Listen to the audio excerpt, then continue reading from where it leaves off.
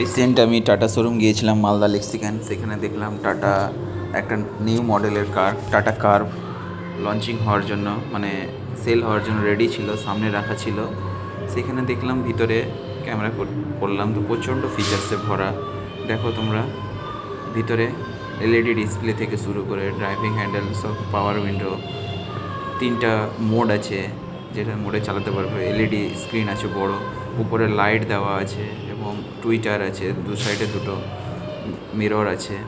তারপরে দেখো হ্যান্ডেলটা ঠিক অন্য রকম স্টাইলে, আধুনিক স্টাইলের হ্যান্ডেল দেওয়া হয়েছে। পিছনের দিকে দেখো স্পেস কতটা আছে, পাওয়ার উইন্ডো আছে, আবার পিছনে এসি দেওয়া আছে, রিয়ার এসি আছে, গ্র্যাব হ্যান্ডেল থেকে শুরু করে 6 এয়ার ব্যাগস আছে।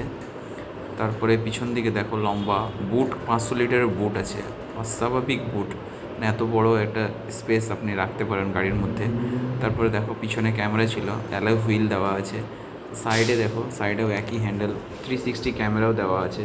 এই যে 360 ক্যামেরাটা ঠিক এই সব জায়গায় আছে, অথবা লেফট সাইডে যে মিরর আছে 360 ক্যামেরা আছে। টায়ার স্পেসও ভালো, 16 ইঞ্চ টায়ার স্পেস আছে হাইটে, এবং গাড়ির লম্বা দেখো কত।